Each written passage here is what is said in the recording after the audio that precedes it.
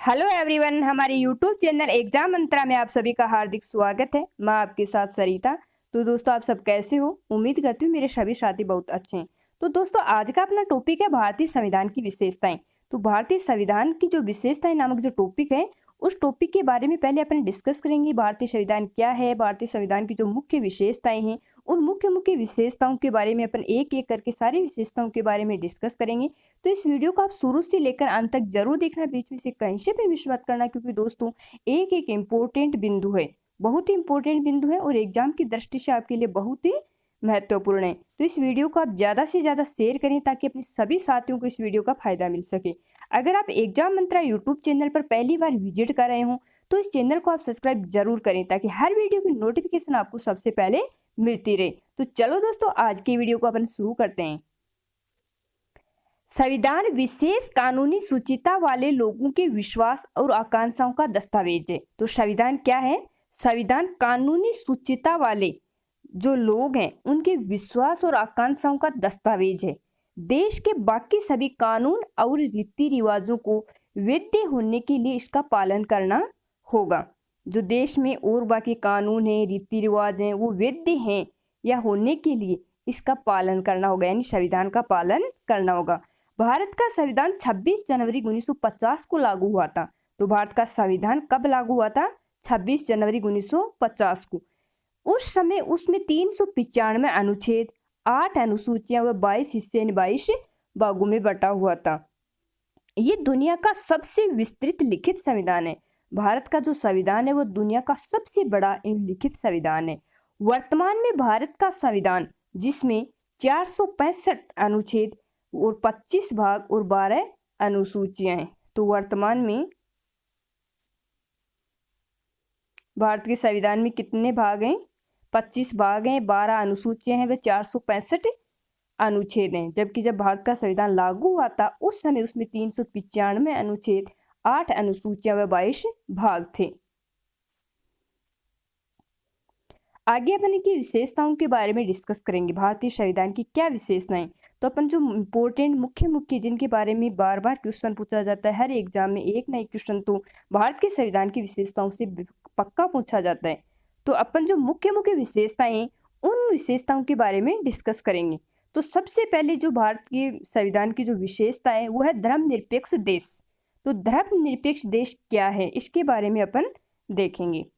धर्मनिरपेक्ष देश, धर्मनिरपेक्ष देश शब्द का अर्थ है कि भारत में मौजूद सभी धर्मों को देश में समान संरक्षण एवं समर्थन मिलेगा। तो देश में जो सारे धर्म है वो समान संरक्षण एवं कानून की दृष्टि से सारे समान है। इसके अलावा सरकार सभी धर्मों के साथ एक जैसा व्यवहार करेगी व उन्हें एक समान अवसर उपलब्ध करवाएगी। तो यह धर्मनिरपेक्षता का अर्थ है कि भारत में जो सारे धर्म है उनको समान संरक्षण व समर्थन मिलेगा, व सरकार के जो सभी धर्म हैं उनके साथ एक जैसा व्यवहार रहेगा। सरकार सारे धर्मों के लोग हैं उनके साथ एक जैसा व्यवहार करेगी, उन्हें एक समान अवसर उपलब्ध करवाएगी। अगली जो विशेषता है वो है भारत में संघवाद। तो भारत में संघवाद क्या है, क्या चीज है संघवाद? भारत के संविधान में संघ और केंद्र और राज्य सरकारों के बीच सत्ता के बंटवारे का प्रावधान है। तो भारत के संविधान में जो राज्य सरकार है और जो केंद्र सरकार है उनके बीच सत्ता के बंटवारे का प्रावधान है। ये संघवाद की अन्य विशेषताओं जैसे संविधान की कठोरता, लिखित संविधान, 2 सदनों वाली विधायिका, स्वतंत्र न्यायपालिका, संविधान के वर्चस्व को भी पूरा करता है। इसलिए भारत एकात्मक पूर्वाग्रह वाला एक संघीय राष्ट्र है। तो भारत का संविधान है उसमें केंद्र और राज्य सरकारों के बीच सत्ता के बंटवारे का प्रावधान है। ये संघ के अन्य विशेषताओं जैसे संविधान की कठोरता है, लिखित संविधान है, 2 सदनों वाली विधायिका है जैसे राज्यसभा, लोकसभा, स्वतंत्र न्यायपालिका है, संविधान के वर्चस्व को भी पूरा करता है। इसलिए भारत एकात्मक पूर्वाग्रह वाला एक संघीय राष्ट्र है। अगली विशेषता है सरकार का संसदीय स्वरूप। भारत का जो संविधान है उसकी विशेषता क्या है? सरकार का संसदीय स्वरूप। तो देख लेते हैं कि सरकार का ये संसदीय स्वरूप क्या है।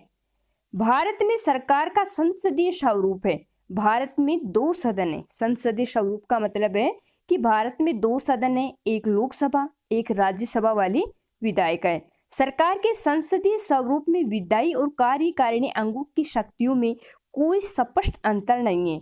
तो संसदीय स्वरूप में विधायी और कार्यकारिणी अंगों की शक्तियों में कोई ज्यादा अंतर नहीं है। भारत में सरकार का मुखिया प्रधानमंत्री होता है। तो भारत में जो सरकार होती है उसका वास्तविक जो मुखिया होता है वह प्रधानमंत्री होता है। कौन होता है? प्रधानमंत्री। तो सरकार का मुखिया कौन होता है? प्रधानमंत्री। अगली जो विशेषता वह है एकल नागरिकता। तो एकल नागरिकता क्या है उसके बारे में देख लें। भारत का संविधान देश के प्रत्येक व्यक्ति को एकल नागरिकता प्रदान करता है। तो भारत का जो संविधान है वो प्रत्येक व्यक्ति को एकल नागरिकता प्रदान करता है, जबकि अमेरिका वगैरह का जो संविधान है वो दोहरी नागरिकता प्रदान करता है, जबकि भारत का संविधान है वो सिर्फ एकल नागरिकता प्रदान करता है। भारत में कोई भी राज्य किसी अन्य राज्य के निवासी होने के आधार पर भेदभाव नहीं कर सकता और भारत में कोई भी राज्य किसी अन्य राज्य के निवासी होने के आधार पर भेदभाव नहीं कर सकता। इसके अलावा भारत में किसी भी व्यक्ति को देश के किसी भी हिस्से में जाने और कुछ स्थानों को छोड़कर भारत की सीमा के भीतर कहीं भी रहने का अधिकार है। तो भारत के जो नागरिक हैं वो हमारे भारत देश में किसी भी स्थान पर कहीं भी रहने के अधिकार प्राप्त किए हुए हैं। तो सबको अधिकार है क्योंकि वह अपनी इच्छा के अनुसार देश में कहीं भी रह सकते हैं। अगली जो विशेषता वह है वह एकीकृत और स्वतंत्र न्यायपालिका। तो भारतीय संविधान की अगली विशेषता कौन सी है? एकीकृत और स्वतंत्र न्यायपालिका। भारत का संविधान एकीकृत और स्वतंत्र न्यायपालिका प्रणाली प्रदान करता है। सुप्रीम कोर्ट भारत का सर्वोच्च न्यायालय है। तो भारत का जो सर्वोच्च न्यायालय है वो कौन सा है? Supreme court. Supreme court Bharat का सर्वोच्च न्यायालय है। इससे भारत के सभी न्यायालयों पर अधिकार प्राप्त है। जो सुप्रीम कोर्ट है उसको भारत के जो अन्य न्यायालय हैं उन पर अधिकार प्राप्त है। इसके बाद उच्च न्यायालय, जिला अदालत, निचली अदालत का स्थान है। किसी भी प्रकार के प्रभाव से न्यायपालिका की रक्षा के लिए संविधान में कुछ प्रावधान बनाए गए, जैसे कि जजों के लिए कार्यकाल की सुरक्षा और सेवा की निर्धारित शर्तें आदि। तो न्यायपालिका स्वतंत्र कैसे है? क्या है न्यायपालिका की स्वतंत्रता? तो इसके लिए संविधान में कुछ प्रावधान बनाए गए, जैसे कि जज के लिए कार्यकाल की सुरक्षा और सेवा की निर्धारित शर्तें आदि। तो ये है स्वतंत्र न्यायपालिका। अगली विशेषता राज्य की नीति निर्देशक सिद्धांत। तो राज्य की नीति निर्देशक सिद्धांत क्या है? संविधान के भाग 4 अनुच्छेद 36 से 50 में राज्य की नीति निर्देशक सिद्धांतों के बारे में बात कही गई है। तो राज्य की नीति निर्देशक सिद्धांत कहाँ है? भाग 4 अनुच्छेद 36 से 50 में राज्य के नीति निर्देशक सिद्धांतों के बारे में बात की गई है। इन्हें कोर्ट में चुनौती नहीं दी जा सकती। जो नीति निर्देशक तत्व हैं इन्हें कोर्ट में चुनौती नहीं दी जा सकती, जो कि मोटे तौर पर समाजवादी, गांधीवादी, उदार बौद्धिकतावाद में वर्गीकृत हैं। तो ये क्वेश्चन कई बार पूछा जाता है कि जो राज्य के नीति निर्देशक तत्व हैं उन्हें कोर्ट में चुनौती नहीं दी जा सकती। तो यहाँ से एक क्वेश्चन यहाँ से बन जाता है कि किस भाग में किस अनुच्छेद से लेकर किस अनुच्छेद तक राज्य के नीति निर्देशक तत्वों का वर्णन है। तो दोस्तों एक एक विशेषता आपके लिए बहुत ही इम्पोर्टेंट है। अगली जो विशेषता है वो है मौलिक कर्तव्य। तो मौलिक कर्तव्य क्या है? इन्हें 42वें संविधान संशोधन अधिनियम 1976 द्वारा संविधान में शामिल किया गया। इस उद्देश्य के लिए एक नया हिस्सा यानी भाग 4A बनाया गया और अनुच्छेद 51A के तहत 10 कर्तव्य शामिल किए गए। यह प्रावधान नागरिकों को इस बात की याद दिलाता है कि अधिकारों का उपयोग करने के दौरान उन्हें अपने कर्तव्य का भी निर्वहन करना होगा। तो मौलिक कर्तव्य क्या है कि ये प्रावधान यानी नागरिकों को इस बात की याद दिलाता है कि वे अपने अधिकारों का उपयोग करने के दौरान उन्हें अपने कर्तव्यों का निर्वहन भी करना होगा। यानी अपने अधिकार को प्राप्त करने के लिए उनके कुछ कर्तव्य भी बनते हैं कि वे अपने कर्तव्य का निर्वहन करें। तो भारत के संविधान में जो मौलिक कर्तव्य हैं वे 42 संविधान संशोधन अधिनियम द्वारा 1976 में शामिल किए गए थे और इनके लिए एक नया हिस्सा बनाया गया, यानी भाग 4A में इन्हें जोड़ा गया है अनुच्छेद 51A के तहत। अगली जो विशेषता है वह सार्वभौम वयस्क मताधिकार। भारत में 18 वर्ष से अधिक उम्र के प्रत्येक नागरिक को जाति, धर्म, वंश, लिंग, साक्षरता आदि के आधार पर भेदभाव किए बिना मतदान देने का अधिकार प्राप्त है। तो सार्वभौम वयस्क मताधिकार से क्या तात्पर्य है कि भारत में जो भी सदस्य 18 वर्ष का हो गया है उसे प्रत्येक नागरिक को जिसने 18 वर्ष की उम्र पूरी कर ली है उसे जाति, धर्म, वंश, लिंग, साक्षरता आदि के आधार पर भेदभाव किए बिना मतदान देने का अधिकार है।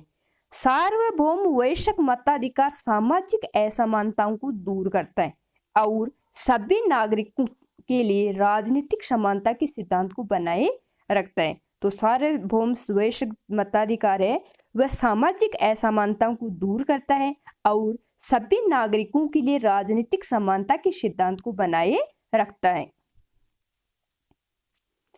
अगली जो विशेषता है वह है आपातकाल के प्रावधान। तो भारतीय संविधान में आपातकाल के प्रावधान भी हैं, तो देख लेते हैं क्या आपातकाल के प्रावधान है। देश की संप्रभुता, सुरक्षा, एकता और अखंडता को बनाए रखने के लिए किसी भी असाधारण स्थिति से निपटने के लिए राष्ट्रपति को कुछ खास कदम उठाने का अधिकार है। आपातकाल लगा दिए जाने के बाद राज्य पूरी तरह से केंद्र सरकार के अधीन हो जाते हैं। जरूरत के अनुसार आपातकाल देश के कुछ हिस्सों या पूरे देश में लगाया जा सकता है। तो यह है आपातकाल कि देश की जो संप्रभुता है, देश की सुरक्षा है, एकता है, अखंडता है, इसको बनाए रखने के लिए किसी भी असाधारण स्थिति से निपटने के लिए राष्ट्रपति को कुछ खास कदम उठाने का अधिकार प्राप्त है। वह आपातकाल लगा सकता है और जब आपातकाल किसी राज्य में लग जाता है तो उस राज्य पर पूरी तरह से केंद्र सरकार का अधिकार हो जाता है। अब कुछ इंपॉर्टेंट क्वेश्चन है भारतीय संविधान की विशेषताओं से, तो अपन उन क्वेश्चन को देख लेते हैं। अपना पहला क्वेश्चन है, निम्नलिखित में से कौन सी विशेषता भारतीय संघ और अमेरिकी संघ दोनों में साझी है? तो भारतीय संघ और अमेरिकी संघ में दोनों में कौन सी एक विशेषता है जो कॉमन है? एकल नागरिकता, दोहरी नागरिकता, संविधान में 3 अनुसूचियां, संविधान की व्याख्या के लिए संघीय उच्चतम न्यायालय। तो कौन सी एक विशेषता है जो अमेरिकी संघ और भारतीय संघ में कॉमन है? तो इसमें 4 नंबर का बिंदु सही होगा। संविधान की व्याख्या के लिए संघीय उच्चतम न्यायालय ये भारतीय संघ और अमेरिकी संघ दोनों में साझी है। 4 नंबर का ऑप्शन सही होगा।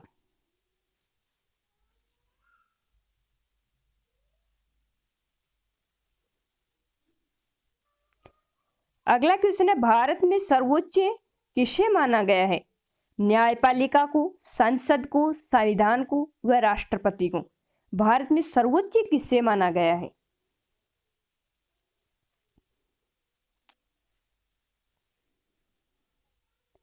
तो भारत में सर्वोच्च किसे माना गया है? संविधान को।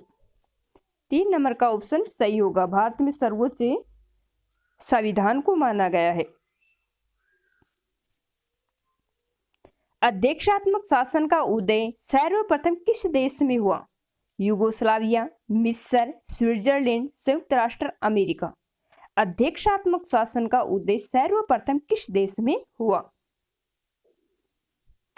तो संयुक्त राष्ट्र अमेरिका में सबसे पहले अध्यक्षात्मक शासन व्यवस्था का उदय हुआ। भारत के संविधान में भारत को क्या माना गया है? एक अर्थ संघ, स्वतंत्र राज्यों का एक संघ, राज्य का एक यूनियन, इनमें से कोई नहीं। भारत के संविधान में भारत को क्या माना गया है? तो राज्यों का एक यूनियन। भारत के संविधान में भारत को राज्यों का एक यूनियन माना गया है। भारत एक धर्मनिरपेक्ष देश है, इसका तात्पर्य है सभी नागरिक कानून के सामने समान है। इसका राज्य स्तर पर कोई धर्म नहीं है, सभी नागरिकों को चुनाव में मत देने का अधिकार है। सभी नागरिकों को भाषण देने की स्वतंत्रता है।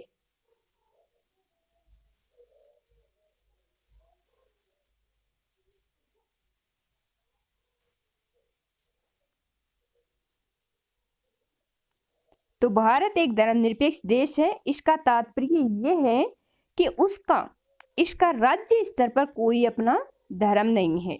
राज्य स्तर पर कोई इसका धर्म नहीं है, सभी धर्म समान है।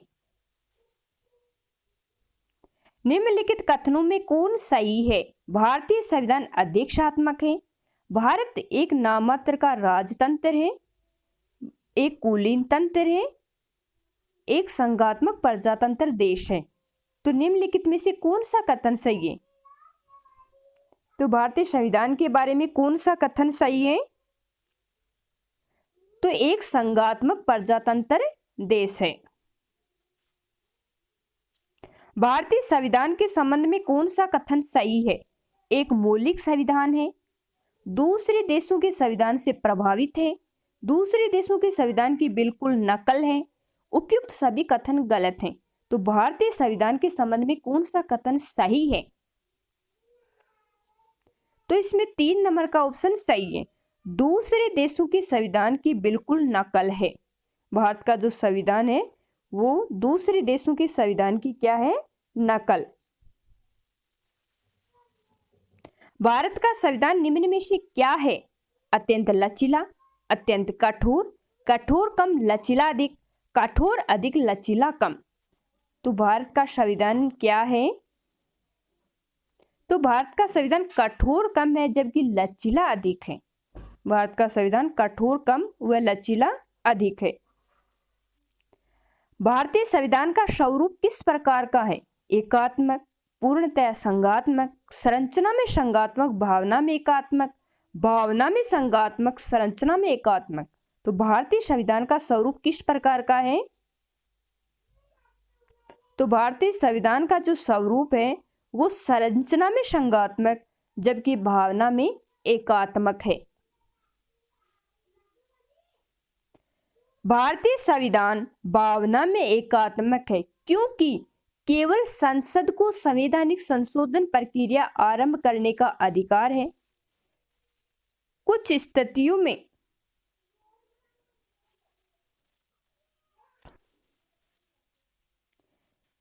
भारतीय संविधान भावना में एकात्मक है क्योंकि केवल संसद को संवैधानिक संशोधन प्रक्रिया आरंभ करने का अधिकार है। कुछ स्थितियों में संसद को राज्य के लिए कानून बनाने का अधिकार है। अखिल भारतीय सेवाओं के कारण उपयुक्त सभी। तो भारतीय संविधान भावना में एकात्मक क्यों है? तो भारतीय संविधान भावना में एकात्मक है क्योंकि केवल संसद को संवैधानिक संशोधन प्रक्रिया आरंभ करने का अधिकार है। कुछ स्थितियों में संसद को राज्य के लिए कानून बनाने का अधिकार है। अखिल भारतीय सेवाओं के कारण। तो ये सारे ऑप्शन सही हैं। तो इसमें उपयुक्त सभी।